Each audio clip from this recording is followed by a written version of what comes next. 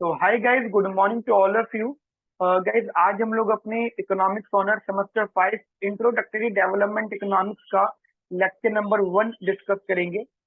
लेकिन मैंने उससे भी पहले आपको लेक्चर 0 डिस्कस ऑलरेडी कर लिया है, जिसमें हमने कंप्लीट सिलेबस की बातें करी हैं। आपकी सिलेबस में कितनी यूनिट्स हैं और यूनिट वाइज आपके एग्जाम में उनकी कितनी वेटेज है, कितनी इंपॉर्टेंस है, वो भी डिस्कस करिए। कितने क्वेश्चन आने हैं, कैसे कैसे आपको अटेम्प्ट करना है, कौन सा टॉपिक आप छोड़ सकते हो और अच्छे नंबर कैसे स्कोर करना है, वो सारी बातें मैंने लेक्चर 0 में डिस्कस करी हैं।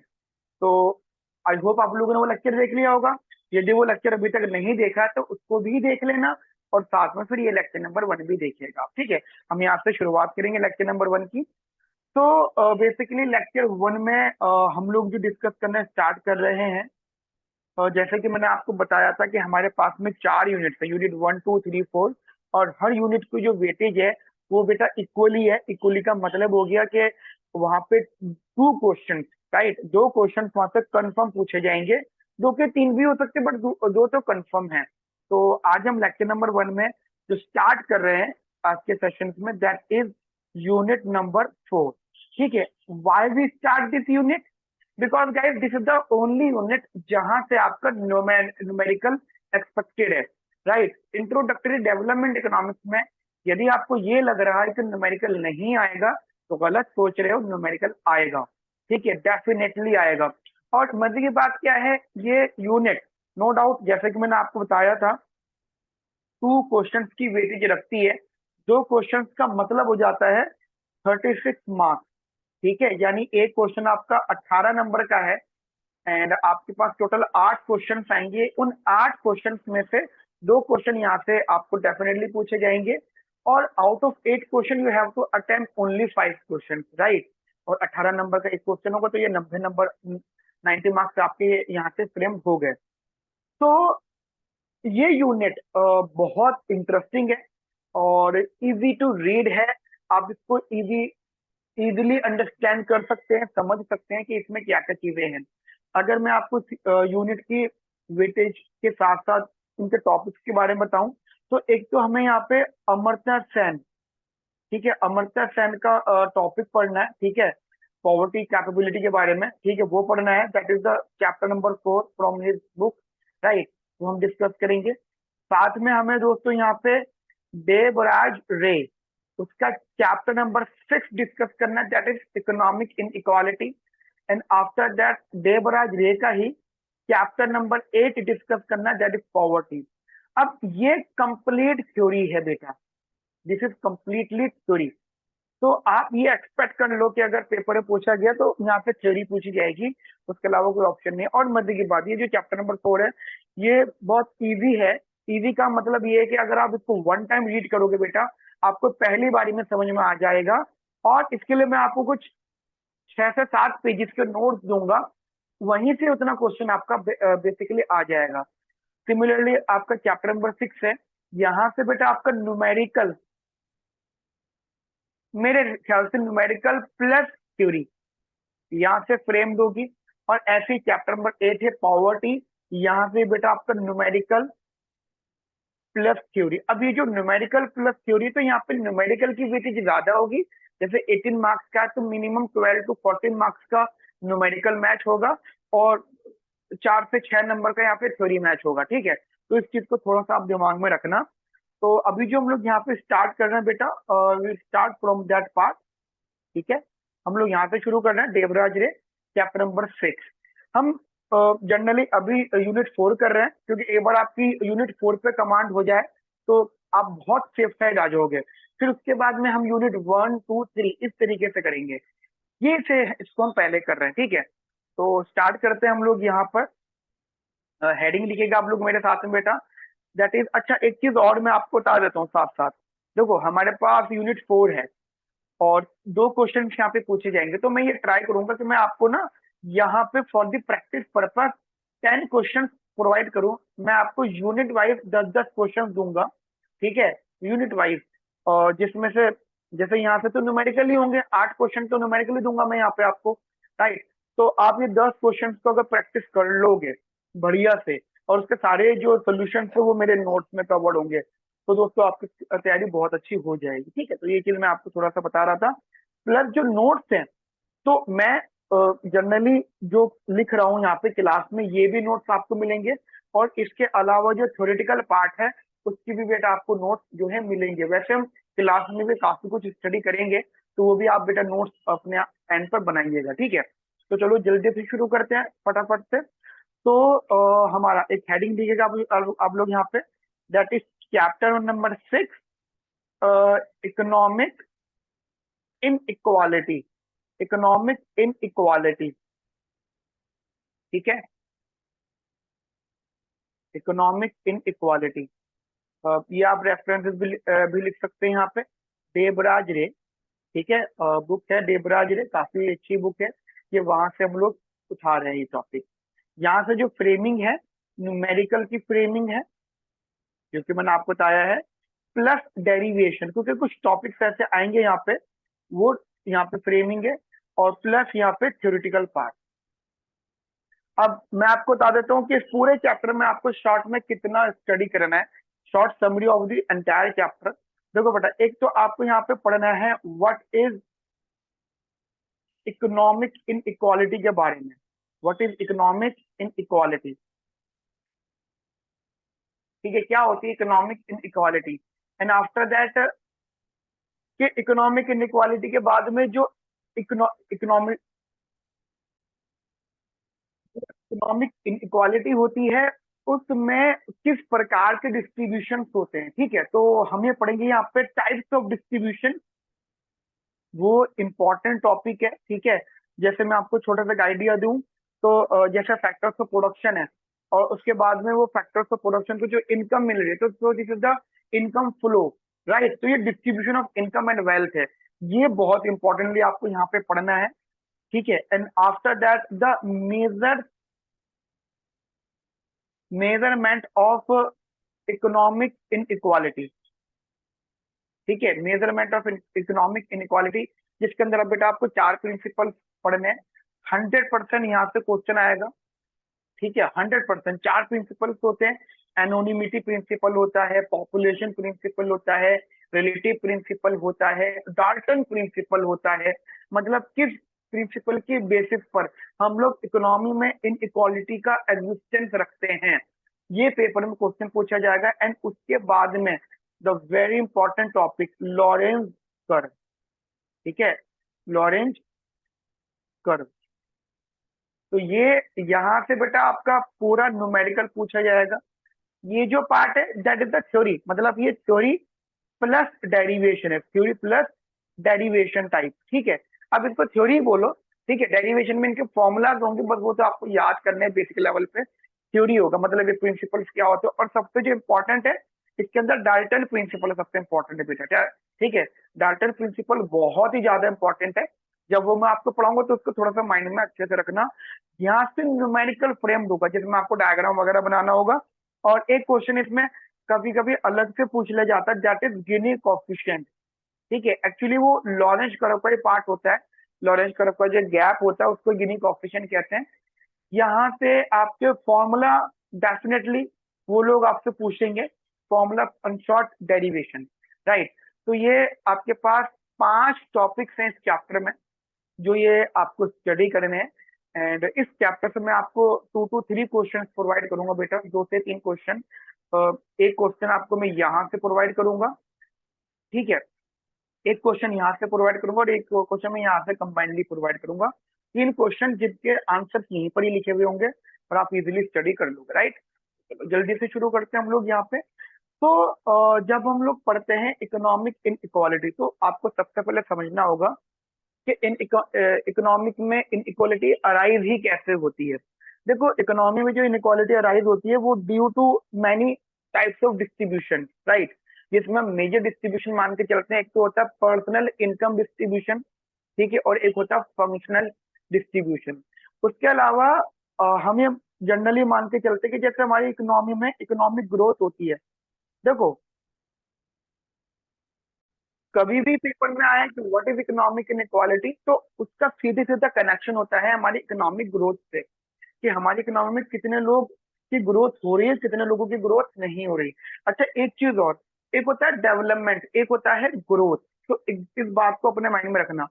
Development is a regular process, right. Development एक कह सकते हो हेडिंग होती है जिसमें हम लोग ये ट्राई करते हैं कि इकोनॉमी का हर पर्सन को जो है वो डेवलपमेंट का बेनिफिट मिले, राइट, वो डेवलप्ड हो, ठीक है। और डेवलपमेंट जो होता है वो रेगुलर प्रोसेस होता है और वो most of the time achievable नहीं होता। जैसे एग्जांपल, इंडिया कैसी है, अंडर डेवलप्ड कंट्री है, ठीक है।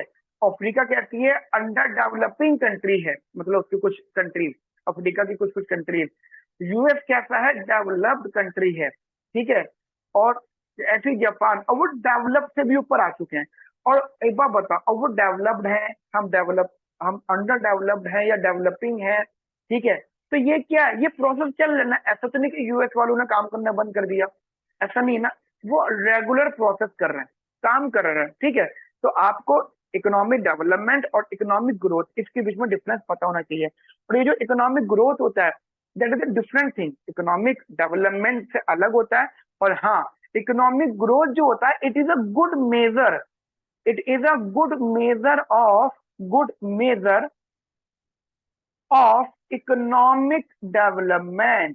ये इकोनॉमिक डेवलपमेंट का बहुत ही अच्छा मेजर माना जाता है, क्योंकि अगर हमारी इकोनॉमी में लोगों की ग्रोथ हो रही है तो हम ये कहते हैं कि ठीक है, हम डेवलपमेंट की तरफ हैं, ठीक है, हमारा डेवलपमेंट हो रहा है इकोनॉमी में, ठीक है। अब ये तो क्लियर हो गया कि अगर हमें इकोनॉमिक डेवलपमेंट करना है तो इकोनॉमिक ग्रोथ पे भी फोकस करना पड़ेगा। Now what about economic growth? अब इकोनॉमिक ग्रोथ का मीनिंग क्या हो जाता है? This is sometimes distribution of wealth and income.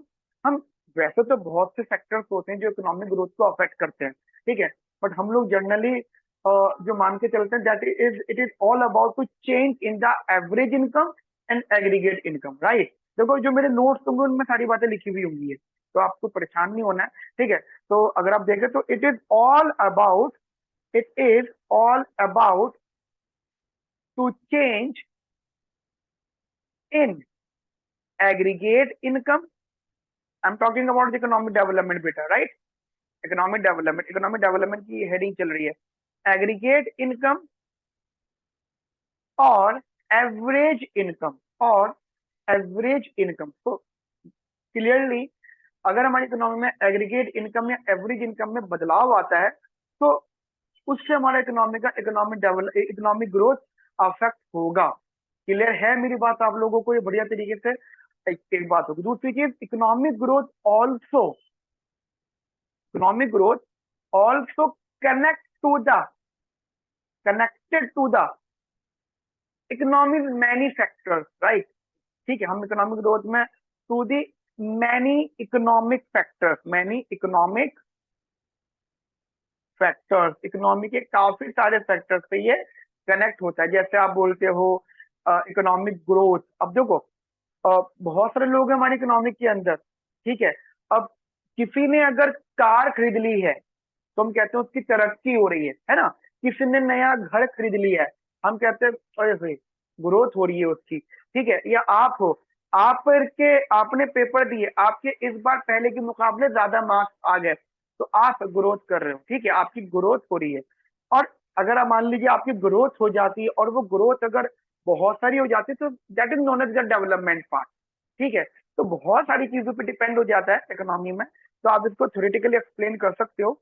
But economic growth का जो मेजर कनेक्शन होता है, जो मेजर इंपॉर्टेंस होती है, वो हम मान के चलते, मैंने बोला कार ले ली तो it is all about to change your income, ठीक है। आपने नया घर ले लिया, इनकम, आपने पेपर में अच्छे मार्क्स स्कोर करें तो आपके पास कुछ अच्छी खासी रिसोर्सेज आ गई होंगी।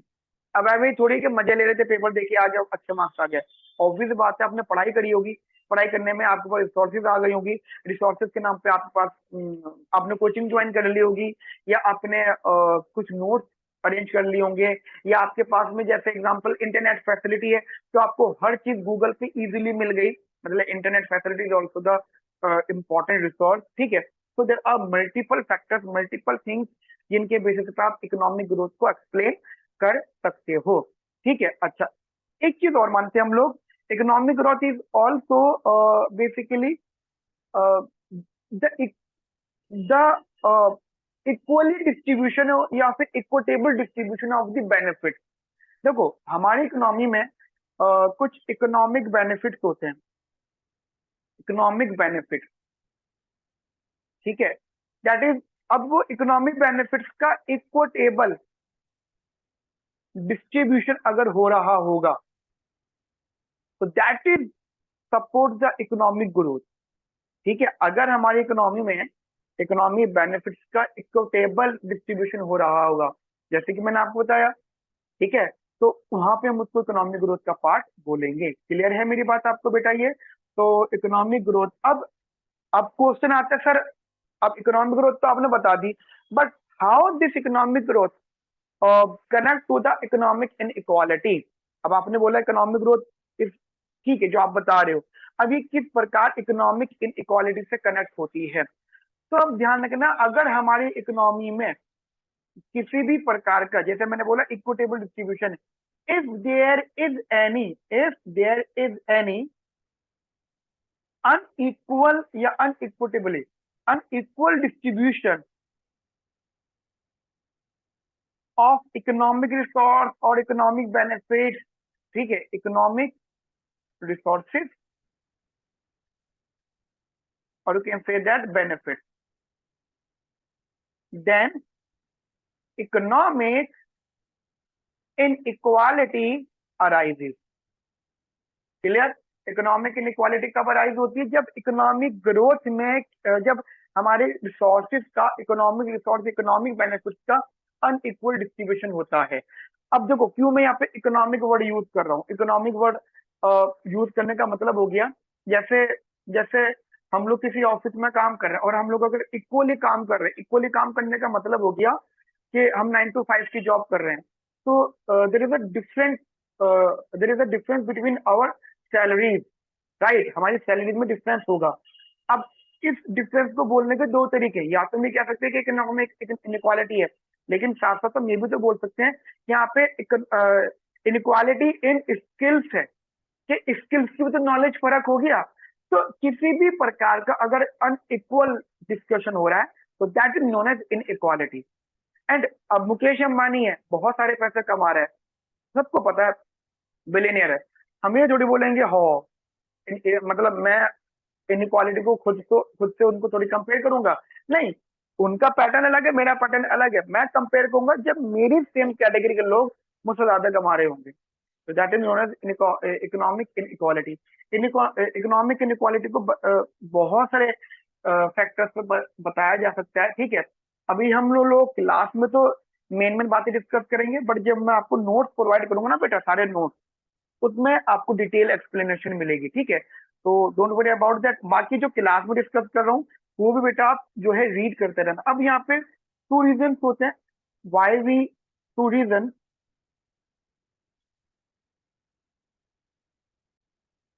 To reason for studying, for studying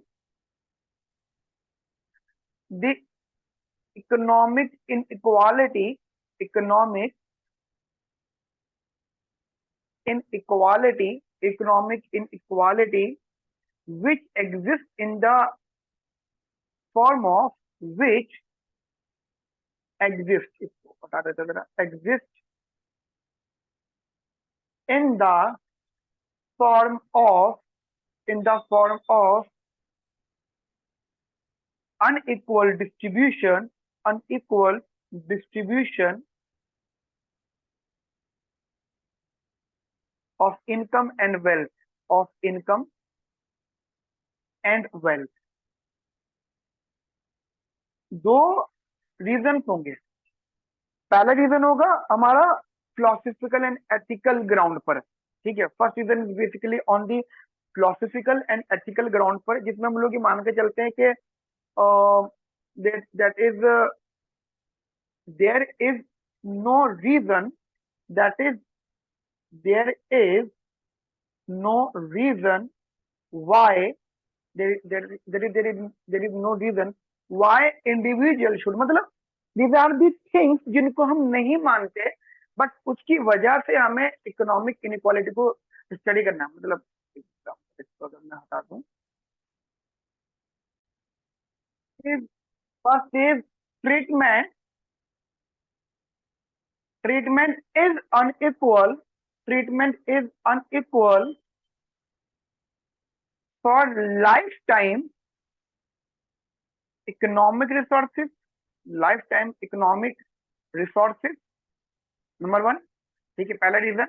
and second reason कि मतलब हम इकोनॉमिक इनइक्वालिटी को इसलिए भी जो है स्टडी कर रहे हैं कि एक तो हमारा जो लाइफ टाइम इकोनॉमिक रिसोर्सेज का अनइक्वल ट्रीटमेंट हो रहा है उसको रिड्यूस किया जा सके या उसको एलिमिनेट किया जा सके।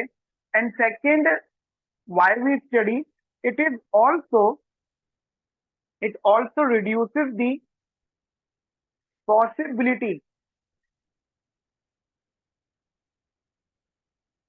possibility possibility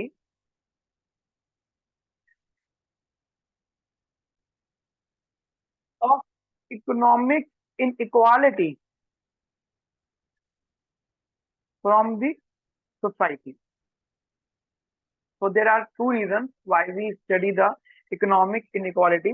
ठीक है, तो ये चीज थोड़ी सी आप अपने माइंड में रखिएगा, बहुत इंपॉर्टेंट पॉइंट था ये जो मैंने अभी आपके साथ में डिस्कस किया है। तो इकोनॉमिक इनइक्वालिटी, एक तो क्वेश्चन आपका जो मैंने शुरू में आपको बताया था कि व्हाट इज इकोनॉमिक इनइक्वालिटी, ये आपको आइडिया हो जाना चाहिए कि क्या होती है इकोनॉमिक इनइक्वालिटी। तो जितनी भी बातें हम लोग अब तक पढ़ते हुए आए हैं, this is all about the economic inequality. ठीक है, लेकिन यहाँ पे ना दो बातें ऐसी हैं जो हमें सीखनी है। एक तो देखो, जो हमारी इकोनॉमिक इनइक्वालिटी होती है दैट इज डिपेंड्स ऑन, आप कह सकते हो इकोनॉमिक इनइक्वालिटी इज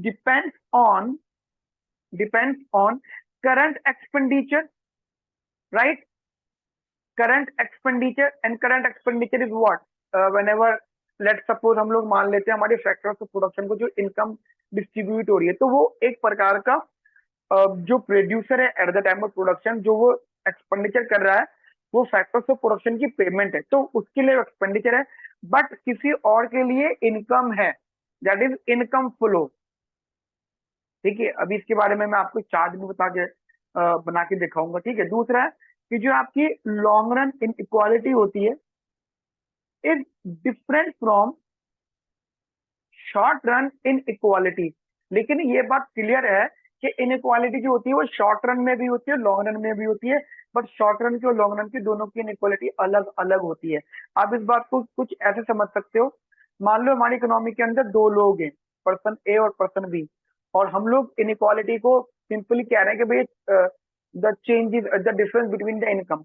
मान लो एजेंट ए जो है वो स्किल्ड है और ये जो है ये अनस्किल्ड है, या फिर आप कह सकते हो लेस स्किल्ड है। तो अगर मैं इनकम ऑफ एजेंट बी की बात करूं, इनकम ऑफ एजेंट ए की बात करूं, तो जनरली स्किल्ड एजेंट की ज्यादा इनकम होगी।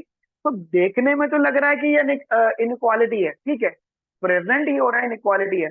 अब कोई भी गवर्नमेंट अगर कोई भी पॉलिसी बनाती है तो वो ये भी ऐसा तो है नहीं कि वो इनकम बराबर कर दे, वो ये करेगी कि जो अनस्किल्ड वाला है उसके लिए कुछ ऐसे प्रोग्राम बनाएगी कि वो उसकी, क्योंकि इनकम कम है, इनक्वालिटी वो फेस कर रहा है क्योंकि वो अनस्किल्ड है, तो वो ऐसे प्रोग्राम बनाएगी जिसपे वो स्किल्ड हो जाए। ठीक है, first of all this is a short run inequality. लेकिन इन द लॉन्ग रन होगा क्या कि अब ये एजेंट ए और एजेंट बी, ठीक है, अब ये दोनों की, अब देखो दो, both of them become skilled, but जो एजेंट ए है और एजेंट बी है, अभी भी एजेंट ए की देयर इज अ पॉसिबिलिटी कि इनइक्वालिटी अभी भी हो, क्योंकि एजेंट ए को हो सकता है अब इन द लॉन्ग रन उसको उसके एक्सपीरियंस के बेसिस पे इनकम मिल रही है ज्यादा। ठीक है, तो पहले रीजन अलग था इनइक्वालिटी का और अब रीजन अलग है इनइक्वालिटी, राइट? पहले रीजन अलग था इनइक्वालिटी का और अब रीजन अलग है। पहले स्किल्ड और अनस्किल्ड के बेसिस पे वेजेस अलग अलग थी, और मान लीजिए वो लॉन्ग रन में आ गया, जैसे जैसे लॉन्ग रन में आ गया, तो जो अनस्किल्ड वाला है ना उसके उन्होंने कुछ प्रोग्राम के बेसिस पे स्किल्ड सीख ली, तो हो सकता है कि इनइक्वालिटी खत्म हो जाए, but there is a possibility कि इनइक्वालिटी रहे। किस बेसिस पर रहे? एक्सपीरियंस के बेसिस पर रहे। तो हम ये नहीं कह सकते कि इनइक्वालिटी सेम है शॉर्ट रन लॉन्ग रन में, डिफरेंट होगी, एग्जिस्ट जरूर करेगी। समझ में आई मेरी बात आप लोगों को बढ़िया तरीके से? तो guys this is the very important part जो भी मैंने आपके साथ डिस्कस किया। Now there are two types of distribution जो हम लोग यहाँ पे स्टडी करते हैं, ठीक है। डिस्ट्रीब्यूशन यहाँ पे बेटा दो प्रकार के होते हैं, क्योंकि हमारा entire economic inequality is based on distribution, and there are two types of distribution, right? Two types, कौन कौन से? Number one is functional distribution, functional distribution, right? And other is personal income distribution.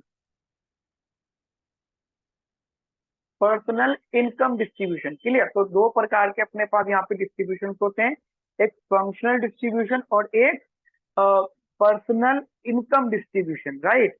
अब generally अगर हम बात करें पहले functional distribution, देखो पर्सनल इनकम तो आप समझ गए, लोगों को जो अलग अलग प्रकार की इनकम मिल रही है अलग अलग तरीके से।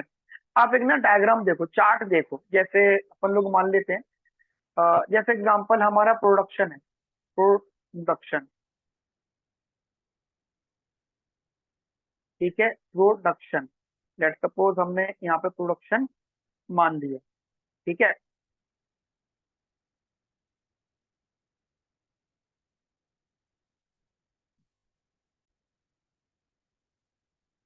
ठीक है, ये हमारा प्रोडक्शन है। अब मान लो हमारे पास में फैक्टर्स ऑफ प्रोडक्शन हैं, जैसे एग्जांपल, अब फैक्टर्स ऑफ प्रोडक्शन क्या क्या हो सकते थे अपने पास में, जरा मैं इसको यहाँ बता देता हूँ क्या क्या हो सकते हैं बेटा फैक्टर्स ऑफ प्रोडक्शन। लेबर हो सकती है, फैक्टर्स ऑफ प्रोडक्शन में लेबर हो सकती है, ठीक है, और लैंड हो सकता है, ठीक है, एंटरप्रेन्योरशिप हो सकती है फैक्टर्स ऑफ प्रोडक्शन में, ठीक है। Land, labour, capital. अब तक कैपिटल को हम जनरली नहीं लिख रहे क्योंकि वो हमारे एंटरप्रेन्योरशिप में ऐड हो जाता है, हम लोग तीन फैक्टर्स ऑफ प्रोडक्शन मान के चलते, ठीक है, लैंड, लेबर और एंटरप्रेन्योरशिप। ये आप कैपिटल बोल दो इसे, ठीक है, तो वो कुछ नहीं, वो एक ही बात रहेगी,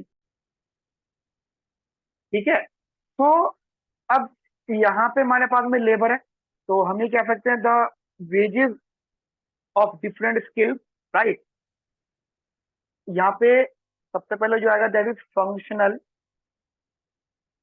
डिस्ट्रीब्यूशन। जैसे प्रोडक्शन प्रोसेस में फंक्शनल चीजें, जैसे फंक्शन हो गए कि ये लेबर्स हैं तो एक इनको डिस्ट्रीब्यूट होगा, ठीक है, तो this is the functional distribution. ये हमने जमीन किराए पे ले रखी थी, तो ये अब इन्हें डिस्ट्रीब्यूट होगा पैसा एज अ रेंट। और ये हमने थोड़ा सा पैसा कहीं से ले रखा था, अपना खुद का भी लगा रखा था, कहीं से उधारी भी ले रखी थी, तो वहां के लिए इंटरेस्ट दिया जाएगा और मैं खुद के लिए प्रॉफिट निकालूंगा निकालूंगा तो this is basically functional distribution. तो फंक्शनल डिस्ट्रीब्यूशन में सबसे जनरली पहले आ जाता है wages of different skills workers, different skills worker, ठीक है, ये हमने मान लिया, एक हो गया पार्ट। उसके बाद में एक पॉइंट होगा हमारा रेंट, उसके बाद में एक पॉइंट होगा हमारा बेटा यहाँ पे प्रॉफिट, और can say that interest rate, ठीक है। तो there are three types of functional distribution, right? Three types of functional distribution,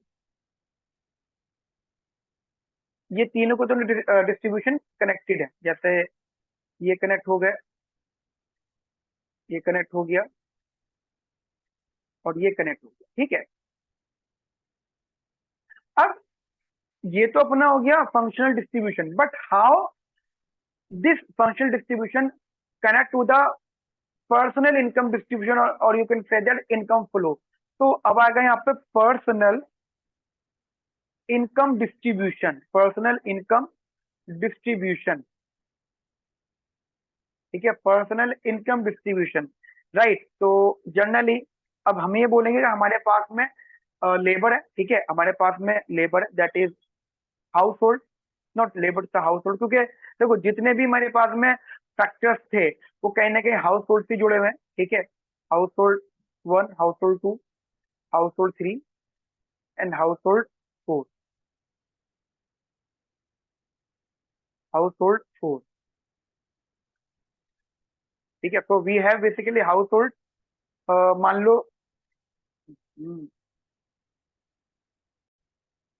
ठीक है, तो मान लीजिए यहाँ पे हाउस होल्ड वन है, let suppose there are household one, household two, ठीक है, and household three, and after that household four.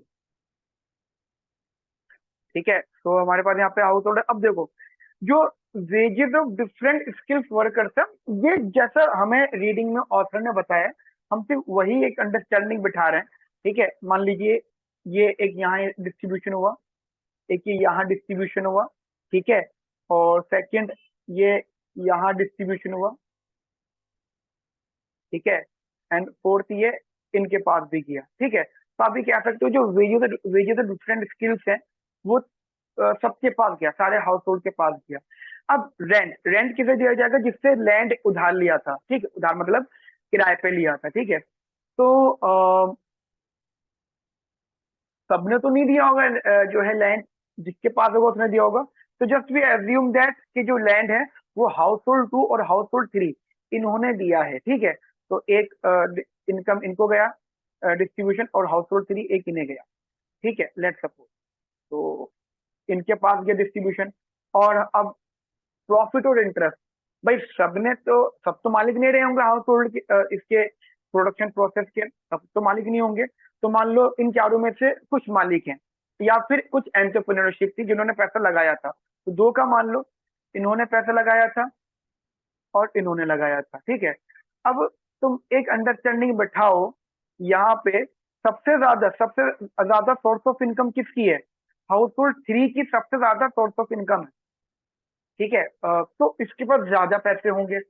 और सबसे कम किसके पास है? सबसे कम हाउस होल्ड वन के पास है, तो इसके पास सबसे कम इनकम होगी। ठीक है, क्योंकि ये जो पर्सनल इनकम डिस्ट्रीब्यूशन है, ये भी बहुत ही बड़ा रोल प्ले करता है यहाँ पर। समझ में आई है मेरी बात आपको बढ़िया तरीके से? तो ये दोस्तों बहुत इंपॉर्टेंट है। पेपर में जो क्वेश्चन आएगा ना, वो इन दोनों के नाम पर बेस्ड होगा, मतलब फंक्शनल डिस्ट्रीब्यूशन और पर्सनल इनकम डिस्ट्रीब्यूशन, ये नाम पे फोकस करना। यदि क्वेश्चन में ये नाम लिखे हुए हैं तो आपको ये लिखना पड़ेगा, पूरा एक्सप्लेन करेगा। अभी मैं आपको शॉर्ट में फंक्शनल डिस्ट्रीब्यूशन वगैरह वाली बातें बता देता हूँ, शॉर्ट में लिखवा देता हूँ for the class note purpose. But after that जो मैं आपको फुल फ्लेज नोट्स दूंगा, वो आप बेटा थोड़ा अच्छे से समझना, ठीक है? फुल फ्लेज नोट्स आपके लिए यहाँ पर होंगे, तो उनको थोड़ा सा अच्छे से स्टडी करना। बाकी शॉर्ट नोट आप यहाँ पे मेरे साथ में लिख लो, ठीक है? Okay, that is functional distribution, लिखना है यहाँ पे मेरे साथ में। Functional distribution tells us about tells us about returns returns to different factors, to factors different factors different factors of production such as labor of different skills, labor of different skills,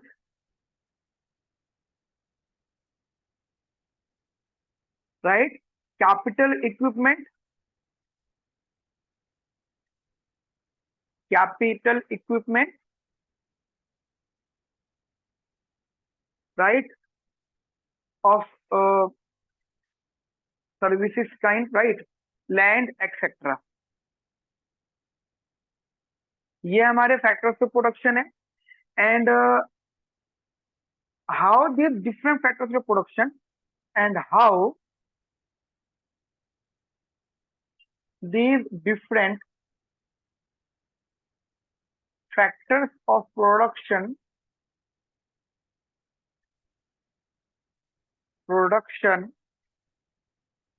are owned by individual in society, are owned by individual in society, ठीक है? In society, right? In society, ठीक है।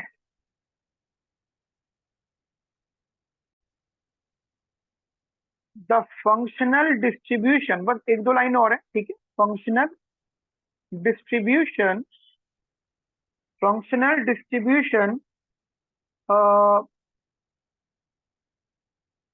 tells us more about more about the relationship between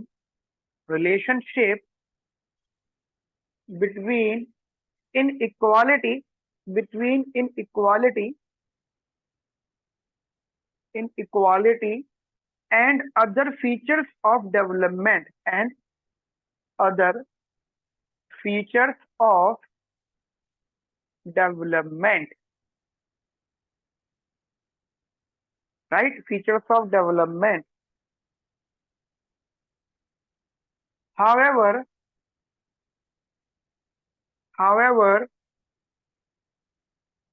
understanding of how economic inequality, understanding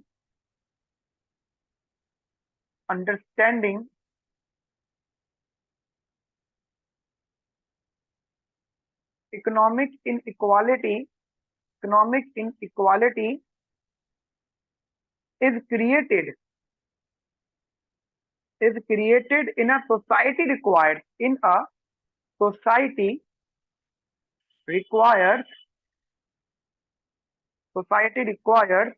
that we must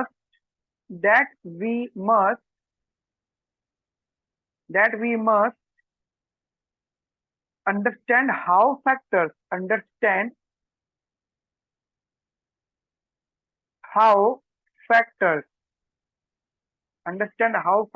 are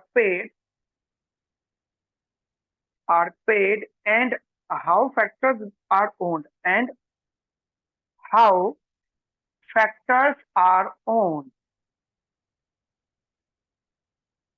right.